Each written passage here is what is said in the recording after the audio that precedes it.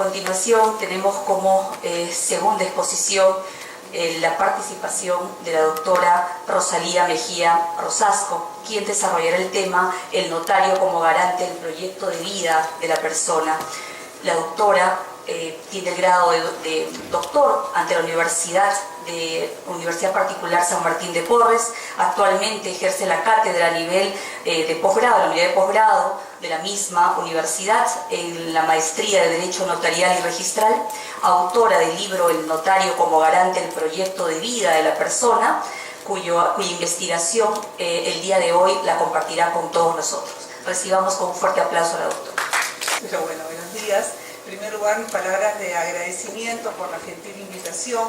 Y efectivamente nos presentamos frente a casos en donde nosotros no advertimos cuál es el problema de la persona, y no es que pasemos por alto lo que es el verdadero problema de la capacidad de la persona. Yo tengo actualmente un proceso judicial en donde se está cuestionando la capacidad de una persona de 39 años.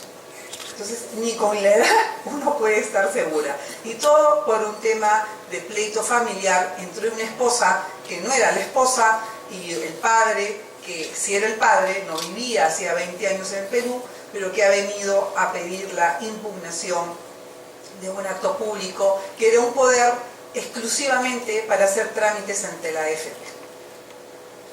Por supuesto que el notario es el primer candidato para ser demandado y denunciado también, porque se abren tanto procesos civiles como penales. El tema que se me ha asignado es el notario como garante del derecho de vida. Esta exposición va a contener un pequeño resumen que he tratado de actualizarlo, continuar investigando, y con respecto al trabajo que yo hice de investigación para mi tesis doctoral, que fue publicado gracias a la generosidad del Colegio de Notarios en su junta directiva, por lo cual, estando presente mi decano, el doctor, agradezco a Mario por su generosidad en la publicación del libro. Muchas gracias, Mario. Y sin más preámbulo, paso a desarrollar el tema. Yo siempre comento que si yo veo un título antes de participar en un evento, en una exposición, digo, el contenido tiene que desarrollar lo que dice el título. Entonces vamos a recordar muy brevemente quién es el notario, qué es proyecto de vida, dónde encuentra su fundamento y cuál es la actuación del notario respecto de este proyecto de vida que, en mi opinión, lo convierte en garante del proyecto de vida de la persona, y en eso está el valor de la función que nosotros desempeñamos. El notariado llegó a América conjuntamente con la primera expedición que vino a comprobar si la Tierra era redonda. En todos los anales de esta época de la conquista, nosotros encontramos tanto que Américo Vespucio como Cristóbal Colón, quienes financiaron estos proyectos, se preocuparon de que en sus embarcaciones hubiera un notario que les acreditara a los europeos que efectivamente lo que estaba ocurriendo, lo que iban a contarle muchos meses después seguramente, era cierto. Entonces el notario pisa el suelo americano para dar certeza de lo que ve y de lo que ocurre. En América, los notarios fueron los responsables de extender los primeros documentos que dieran lo que se conoce actualmente como la fe pública, y esta fe pública quedaría registrada como una verdad absoluta. En el Perú, el primer notario que llegó fue el notario Pedro Sancho de la Hoz, escribano general de los reinos de Nueva Castilla. La reina, acuérdense que había empeñado todas sus joyas y por supuesto tenía que asegurarse cuál era el destino que se hiciera con su dinero, ¿no? Pedro Sancho de la Hoz acompañó a Francisco Pizarro ya en la época de la conquista de todo el imperio incaico. Este notario dicen que andaba en burros, con libros que cargaban los burros, y esos libros eran donde él iba asentando los hechos que él verificaba. De ahí, este fue el primer protocolo notarial. De esa época a la actual ha pasado mucho, y no es el caso que nos detengamos en todo el recorrido. Solamente quiero decirles que así como se comprobó que la tierra es redonda, que hay riquezas, que había mucho oro en el Perú, que hay riquezas naturales también en el Perú, que hay riquezas patrimoniales, también el Perú tiene riqueza de personas, de sociedades, de costumbres. Y todo esto tiene el gran reto en el siglo XX y ahora al comenzar el XXI de ser incorporado con respeto a los derechos fundamentales de la persona y a la dignidad. ¿Y cómo actúa el notario frente a todos estos nuevos hechos? El notario es aquel que, al igual que los primeros notarios que nos visitaron, extiende la escritura pública, que es el documento que contiene la fuerza ejecutiva y constituye una prueba privilegiada. El notario interviene ante la abstención del conflicto. El notario no va a solucionar ningún conflicto, pero va a preverlo. El notario cumple una función creadora en la redacción de este documento, porque la escritura pública, si bien tiene sus partes y tiene sus formalidades, una escritura pública de compraventa no es igual a la otra. Un testamento jamás será igual al otro testamento, porque aún entre parejas de cónyuges, por ejemplo, encontramos que teniendo los mismos hijos y el mismo patrimonio, cada uno tiene sus propios sentimientos, sus particularidades, y en eso creo que es sabia la disposición en todo el continente americano y la costumbre y tradición de que el testamento sea personal, tan personal como son los sentimientos, las vivencias que tiene cada persona.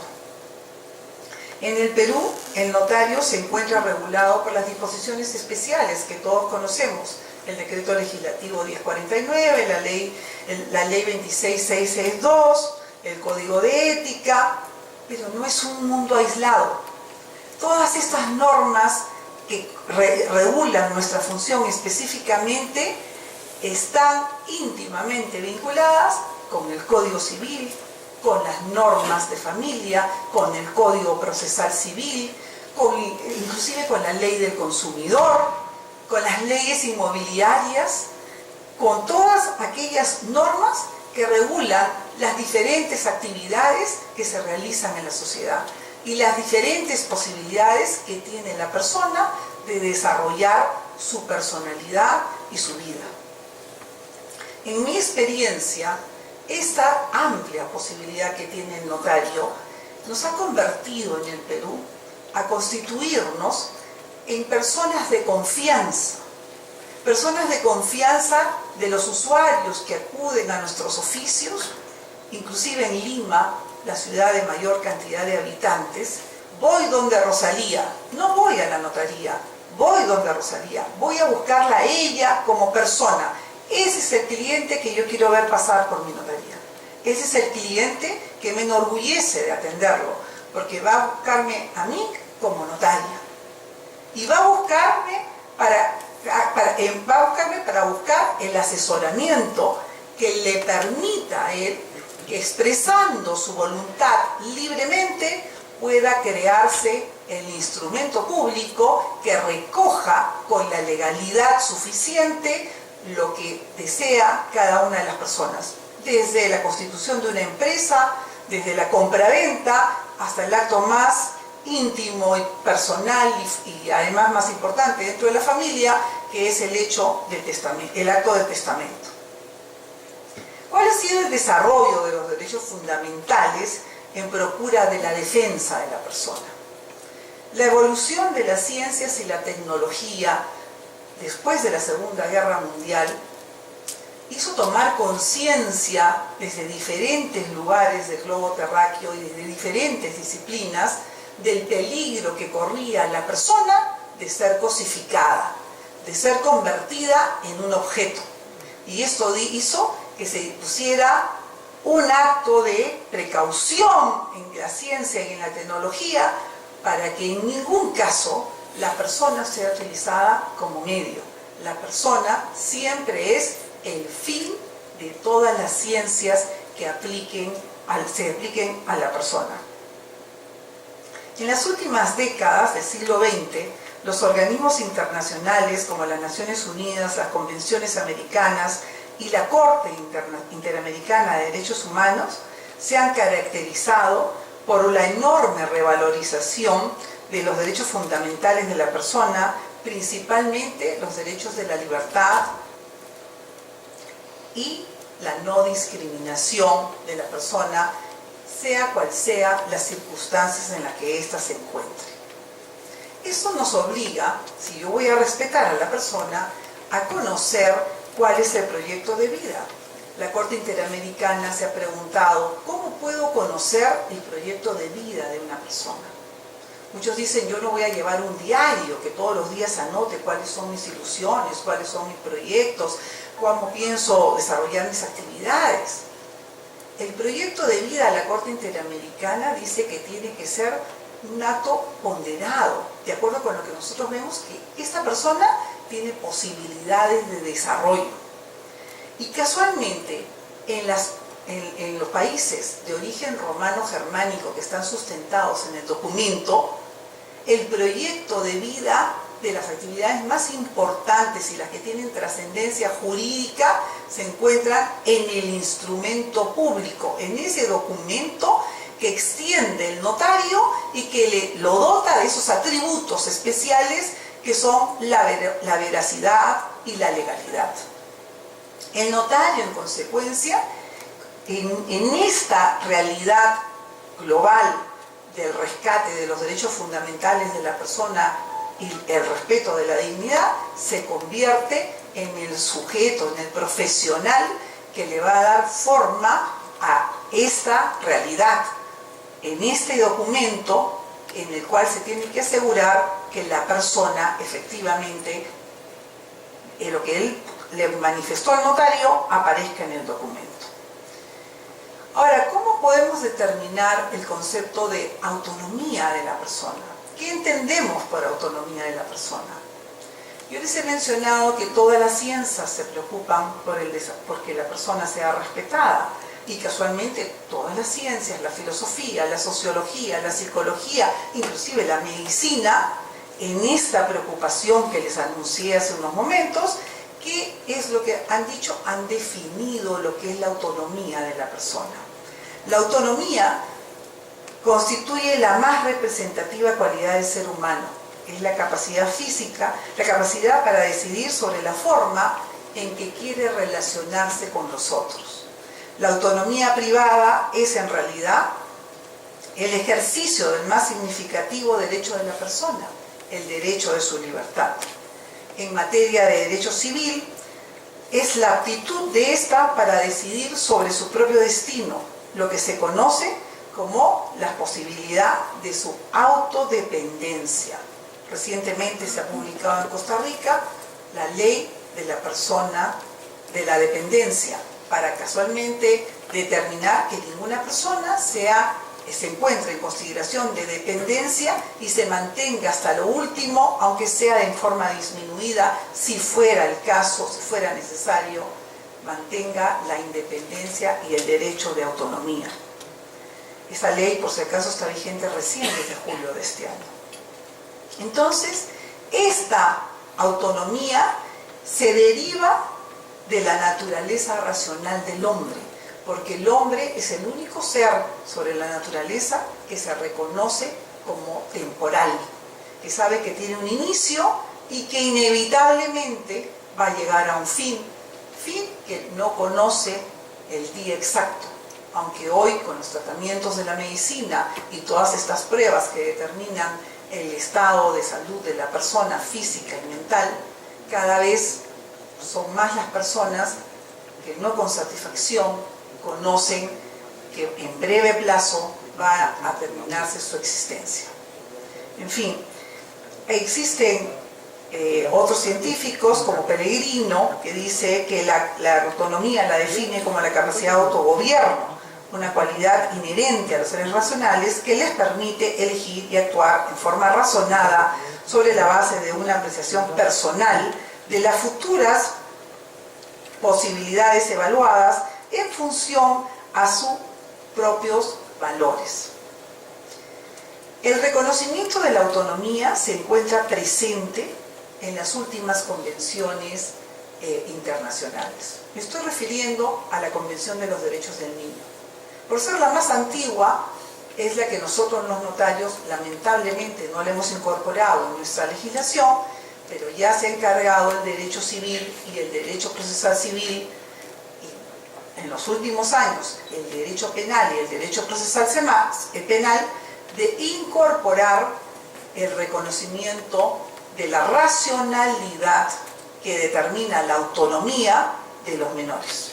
Así, por ejemplo, conocemos de casos de divorcio donde es el menor el que decide con cuál de los padres decide vivir.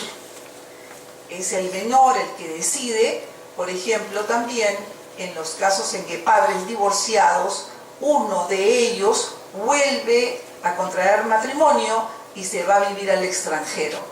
Entonces le pregunta el juez al menor si desea irse a vivir con ese padre que, habiendo tenido la tenencia, quiere irse a vivir con él. Conozco el caso de una persona viuda, que tenía una sola hija y se casó con un extranjero, y ella vivía con su mamá después de haber enviudado y con su hija, y ella trabajaba y la abuela cumplía más que rol de abuela, de madre también.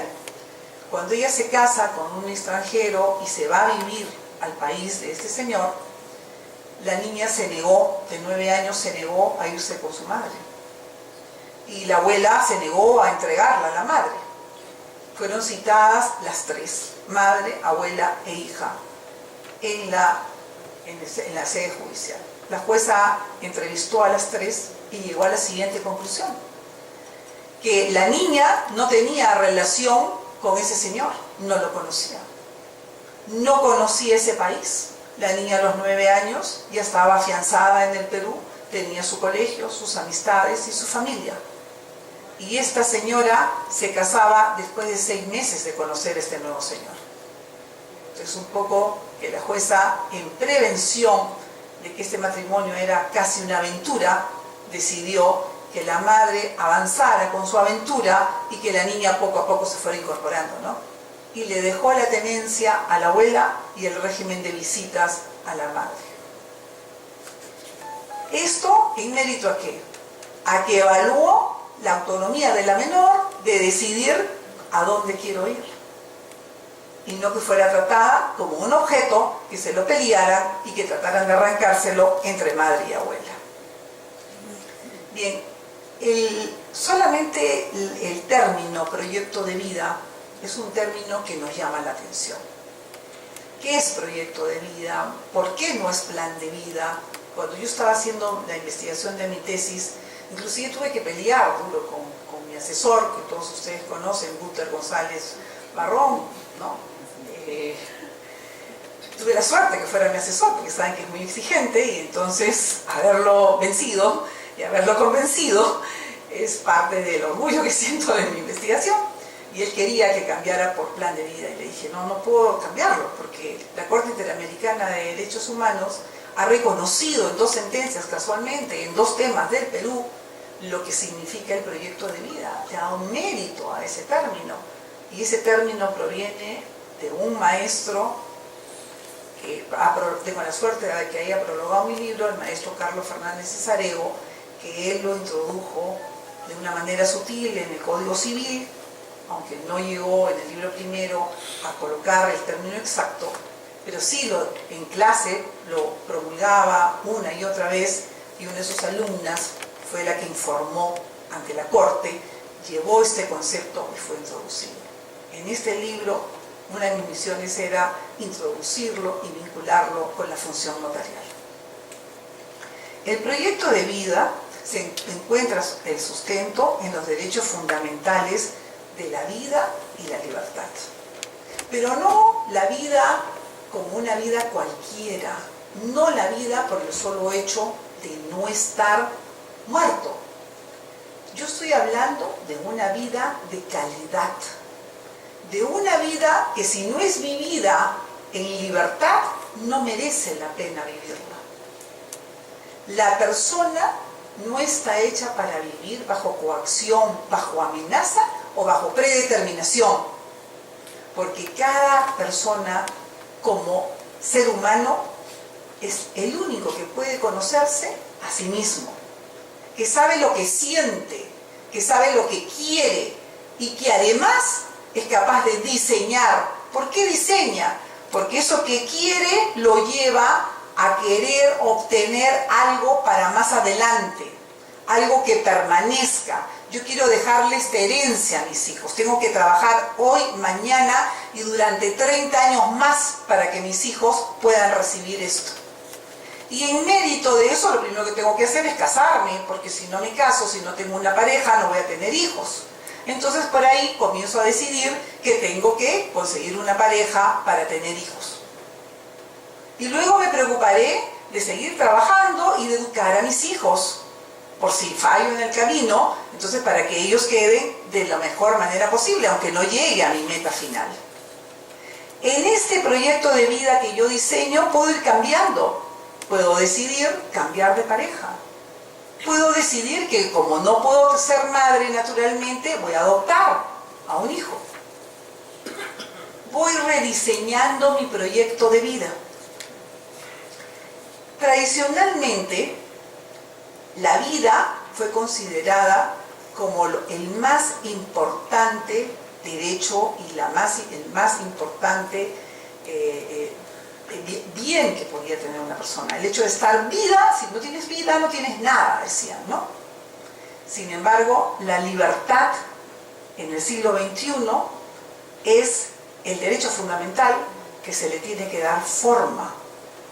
Por supuesto, no tengo libertad si no tengo vida. Y si tengo vida y no tengo libertad, tengo una vida deplorable. El ser humano, en esta proyección, puede cambiar, porque el ser humano es una persona evolutiva, no es una persona estática. No es que llega a los 18 años y dice, mira en el espejo y dice, este soy. Ojalá nos quedáramos con esa figura que vemos en el espejo a los 18 años. Pero vamos cambiando. A veces ni nos reconocemos. Y este diseño de vida que nosotros hacemos, que nosotros proyectamos, este proyecto de vida, depende de diferentes aspectos psicológicos, sociológicos y económicos que van ocurriendo en la vida de la persona. Fracasos, éxitos, novedades que no los habíamos previsto y que nos van conllevando a tomar decisiones. Pero en un mundo en donde el documento es la prueba fundamental, ¿de qué nos sirve tener este proyecto de vida si no tenemos nosotros una prueba de que este fue mi proyecto de vida? Esto era lo que yo tenía proyectado. Por ejemplo, en la resolución de la Corte se trataba de una alumna que estaba cursando con éxito el 4º año de Derecho en la Universidad de Lima. ¿Qué dijo la Corte? Ella se proyectaba como abogada, tenía un elemento objetivo. En otras sentencias, con motivo de daños en la salud, de personas que han quedado impedidas de continuar ejerciendo una profesión, se ha hecho también una evaluación, las Cortes hacen una evaluación de cuál era su historia anterior, el estado anterior, inmediatamente anterior a que ocurriera el hecho que le dañó su proyecto de vida, y cuál era la proyección que tenía en mérito de su edad, en mérito de su propia historia. Entonces, este proyecto de vida, la persona y las propias disposiciones, conforme vamos a ver más adelante, van exigiendo el documento, la prueba de la existencia del proyecto de vida, aún en materia religiosa, como lo vamos a ver más adelante. El derecho de identidad de la persona, voy a mencionar, a continuación, cuáles son las actuaciones y que las realizamos rutinariamente probablemente, pero no nos hemos dado cuenta de que a través de estas actuaciones nosotros estamos favoreciendo los derechos fundamentales de la persona. Por ejemplo, el derecho a la identidad. ¿Cómo se relaciona el notario con el derecho de identidad de la persona?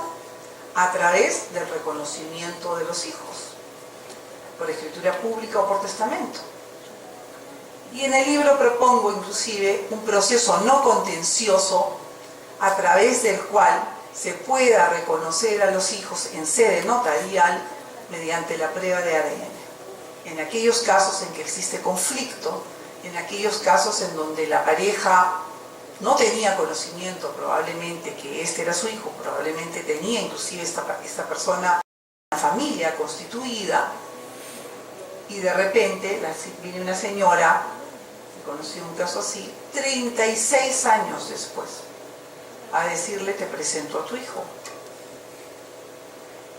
Por supuesto que no quería este empresario, con una familia con 4 hijos, con 35 años de matrimonio, acudir a una sede judicial.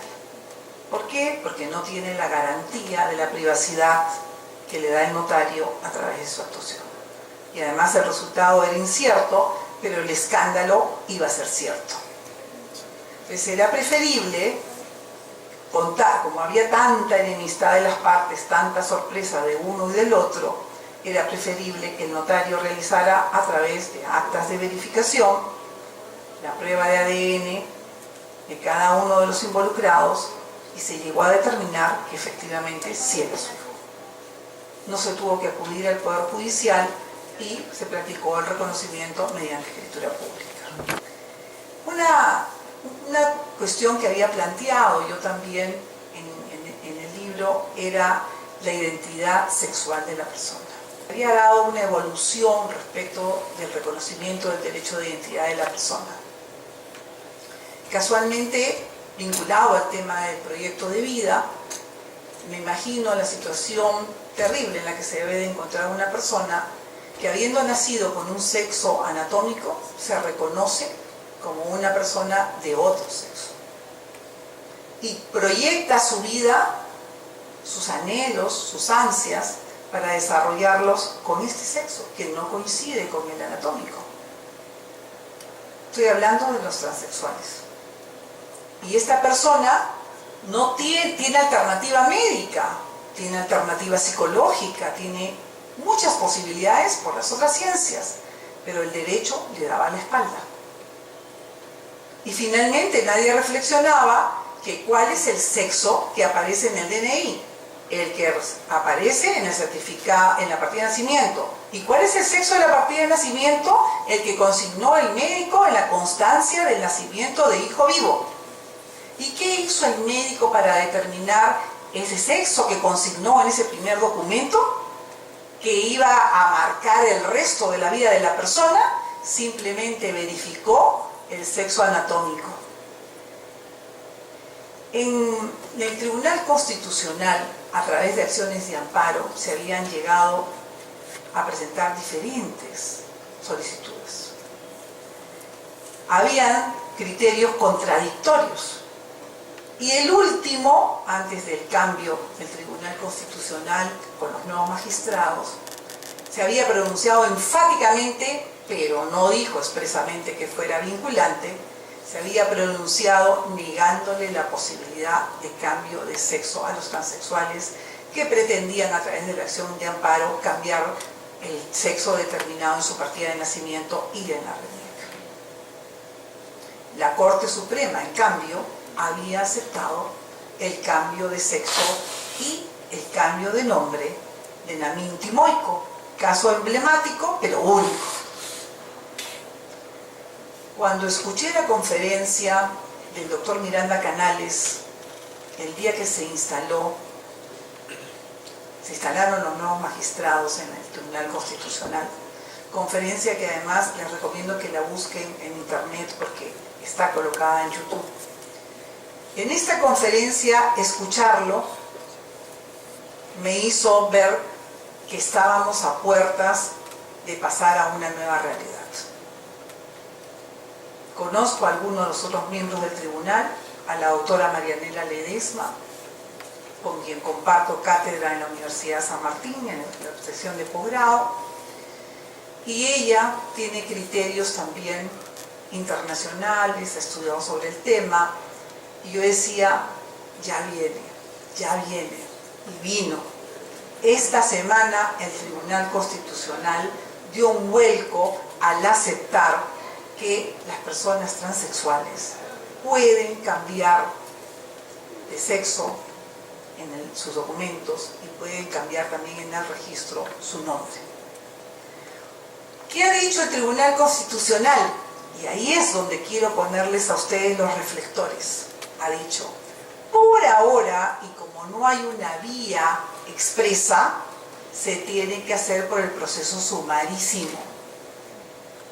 Pero como ha reconocido de que está sustentado este derecho en derechos fundamentales y en el respeto de la dignidad de la persona, y además menciona expresamente el proyecto de vida de la persona, el Tribunal Constitucional peruano, entonces dice hasta que se cree la vía pertinente para este tipo de casos. Entonces ahí es donde viene lo que yo había propuesto en mi libro. ¿Por qué no en sede notarial? ¿Qué prueba objetiva necesitamos pedirle a una persona que expresamente está diciendo que solicita ser considerado con otro nombre, de otro sexo, y además que aparezca un sexo diferente en su documento de identidad?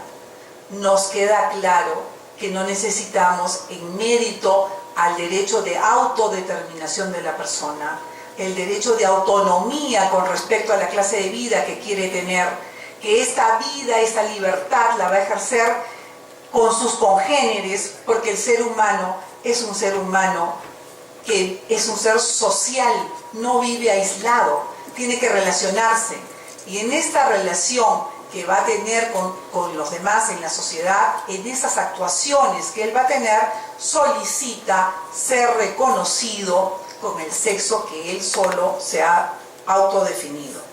Entonces se acabó el sexo anatómico y el sexo cromosómico como aquel que va a determinar cuál es el sexo de la persona. Otro tema en el cual el notario, a pesar de que no tenemos una disposición expresa que nos dice que podemos actuar en este caso en particular, es el tema de las técnicas de reproducción asistida. No sé lo que ocurra en provincias, pero en Lima los notarios se han dividido. Las técnicas de reproducción asistida existen. Cada vez hay más centros de técnicas de reproducción asistida. Cada vez es más común que las mujeres se casen pasados los 35 años.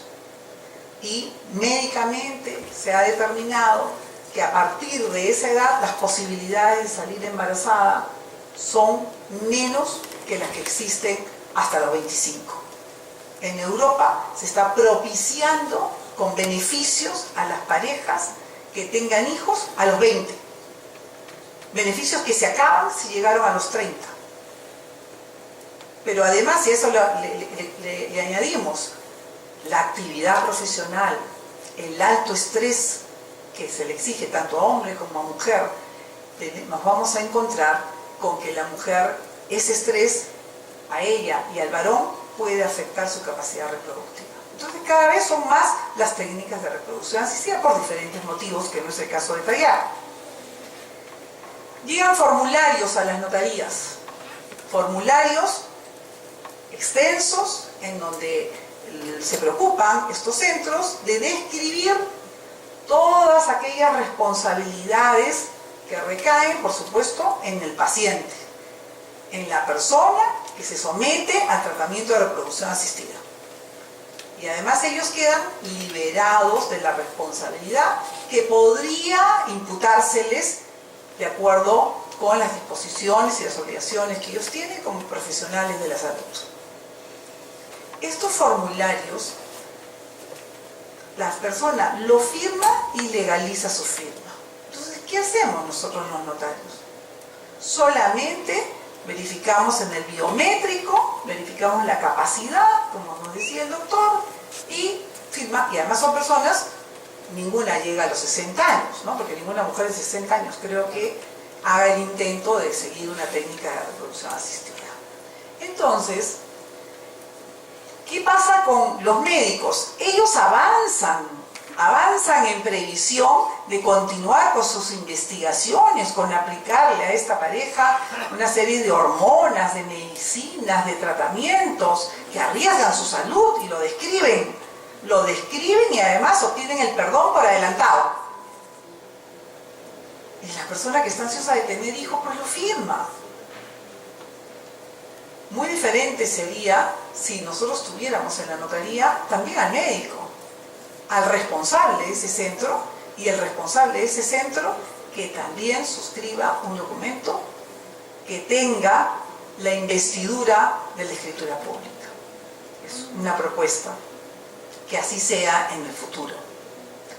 En el tema de las personas con discapacidad y de los menores, lamentablemente tengo que reconocer que el notariado en el Perú y en América no ha avanzado. Estamos muy distantes de lo que ocurre en Europa. La sola revisión de estas convenciones internacionales y la lectura de nuestros códigos nos hace ver que han habido mejoras en el tema de los menores, pero con la presencia del juez.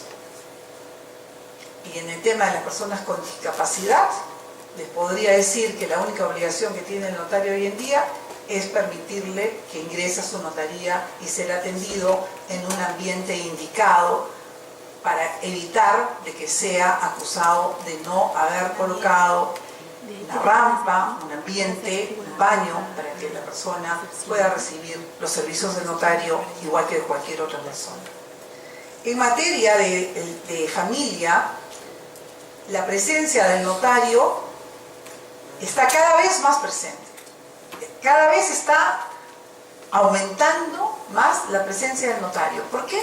Porque en la medida que el derecho civil amplía el reconocimiento de las diferentes formas que hay de crear una familia, y cuando espero que a corto plazo reconozca nuevas relaciones en la familia, como son el tema de la familia ensamblada, que tenemos una sentencia del Tribunal Constitucional del año 2009, pero después de eso no vino ningún cambio en la legislación. ¿Cuál es la relación que existe entre el antes llamado padrastro y hoy llamado nuevo cónyuge de, de un padre o de una madre con respecto a los hijos que pueda haber tenido uno o ambos de ellos anteriores?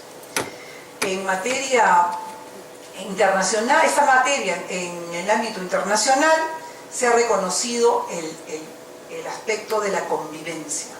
De la misma manera que la convivencia es un elemento indispensable en el matrimonio, indispensable en la unión de hecho, porque en el matrimonio tiene que existir convivencia. Si no existe convivencia, podríamos incurrir en una causal, que es la separación de hecho, en donde ya desde hace varios años el propio cónyuge que abandonó puede solicitar el divorcio, o sea, dar por terminado el matrimonio.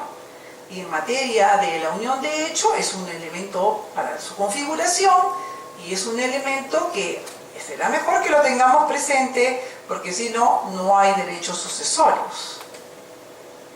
Y además con esa libertad que hay para dar por terminada la unión de hecho con la sola voluntad de uno de los miembros integrantes de la pareja, entonces se puede terminar en cualquier momento.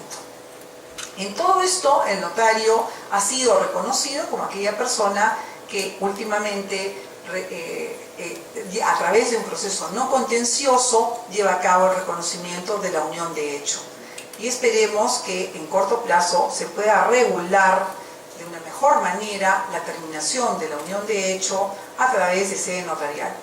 No digo que se le pongan requisitos para el cese, pero sí considero que el otro miembro de la pareja tiene que tomar conocimiento de que uno de ellos ha solicitado el término de la convivencia. Porque esta convivencia se encuentra registrada. Es cierto que lo que está registrado se supone que es de conocimiento de todos. Pero ¿ustedes creen que sea necesario que exista una persona que ha ido al notario, ha inscrito la unión de hecho y que todos los días, o una vez a la semana, una vez al mes, cada cuánto tiene que solicitar, verificar si el asiento registral está vigente, o si de repente ese señor que sigue llegando a su casa todas las noches ya no es su conviviente porque acaba de comprar una propiedad?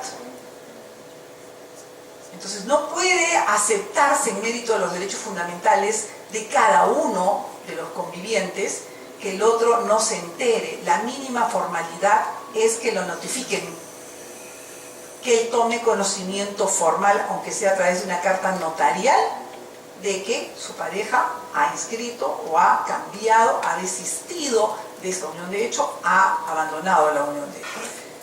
Hay dos resoluciones o dos documentos que quiero comentarles últimos, de los últimos 8 días. Uno de ellos es acerca de, solo para terminar el punto anterior, me estaba olvidando de la transmisión sucesoria, en donde el notario es el protagonista principal en todos los trámites, no son solamente el testamento, en el momento de su otorgamiento, de su comprobación, de su protocolización y en todos los actos que tienen que llevar a cabo la familia después de que se ha llevado a cabo de que ha ocurrido el fallecimiento de la persona. Esta publicación del Vaticano, el documento, tengo que leerlo exactamente, se llama Ad Resurgentum cum Christo. Está referido a las disposiciones de la Iglesia Católica con respecto a la sepultura y a la cremación del cadáver. Y nos dice expresamente, ¿no?, que el Vaticano obliga a toda persona que profese la religión católica a tomar decisiones anticipadas, a ser ejecutadas por sus herederos respecto a su propio cuerpo después de su fallecimiento. Yo tenía que hablarles del proyecto de vida. Acá la Iglesia Católica les está diciendo: proyéctate a cuando ya hayas fallecido, no solamente para que se repartan tus bienes, sino respecto de lo que va a ocurrir con tu cuerpo. ¿En qué forma puedes tú ser sepultado? ¿Qué va a ocurrir cuando tú hayas fallecido? Gracias, doctor, por considerarlo interesante, no lo había visto. No. Bien, entonces, ¿qué dice esta disposición? El artículo 4 dice: cuando razones de tipo higiénicas, económicas o sociales lleven a optar por la cremación, esta no debe ser contraria a la voluntad expresa o razonablemente presunta del difunto. No impide a la omnipotencia divina resucitar el cuerpo, por lo tanto no contiene la negación objetiva de la doctrina cristiana sobre la inmortalidad del alma y la resurrección del cuerpo. He dejado un pequeño artículo que me pidieron que escribiera con respecto a este tema, en donde yo comenté acerca de esta lectura que había hecho, de que lo vinculaba con el proyecto de vida. Dirán que tengo delirio de persecución con el proyecto de vida y con la autonomía de la persona, y es muy probable que esté en lo cierto. O sea, estoy convencida, tan convencida, que lo encuentro en este documento. Y en este documento considero que, fíjense, todo reparo con respecto a que si la Iglesia Católica acepta o no acepta lo que ocurra con la persona si pierde su capacidad, acerca de la sepultura, si la podemos cremar o no cremar, repartir. Yo he tomado conocimiento que, por ejemplo, Jardines de la Paz hace estas medallas con un poquito de los restos de cremación y se lo reparten en la familia y lo guardan para las siguientes generaciones, para que cuelguen una medalla con un poco de cenizas del abuelo o la abuela o su hermanito que falleció antes que ellos, ¿no? Entonces, esto nos lleva a pensar: la Iglesia Católica me dice que proyecte mi vida, inclusive que proyecte mi muerte, que tome decisiones, que la Iglesia Católica está asumiendo que soy un ser pensante y que estoy en la obligación, como respeto a la divinidad, sea cual fuera la religión que ustedes profesen, a hacer algo útil con mi vida y a respetarme a mí mismo y a mi propio cuerpo, aún después de que se haya terminado este tiempo de vida que cada uno de nosotros va a tener. Quiero terminar con una reflexión final que me salvó, y digo me salvó, porque a mí me daba mucha pena de que le hubieran asignado el tema de los derechos fundamentales a otros de los expositores. Yo quería hablar del artículo primero en la Constitución. El artículo primero de la Constitución es ese que dice: la defensa de la persona humana y el respeto de su dignidad son el fin supremo de la sociedad y el Estado. Ese fue un punto de discusión cuando elaboré mi tesis, porque yo me encontré con que la doctrina criticaba este artículo primero. Y yo decía, ¿pero cómo lo van a criticar? Y querían reinstaurar el artículo primero de la Constitución del año 79, que el artículo primero de la del 79 no contenía la palabra defensa. Y yo en mi libro decía, ni se les ocurra modificarlo, porque esto es un avance.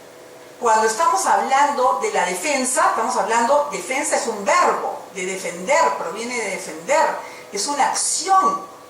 ¿Y qué está haciendo este artículo primero? Está ordenándole a la sociedad y al Estado que defiendan a la persona humana. Eso no estaba en la anterior Constitución. En esta sentencia que les he mencionado, publicado hace unos 4 días, la doctora Marianela Ledesma es una de las magistradas que firma el voto que resuelve el tema controvertido. Pero no contenta con ello, con el voto en conjunto, ella ha deseado fundamentar de manera personal el voto que emitió. Y yo voy a leerles a ustedes lo que dice ella acerca del artículo primero, que coincide plenamente con mi sentir que quiero transmitirles.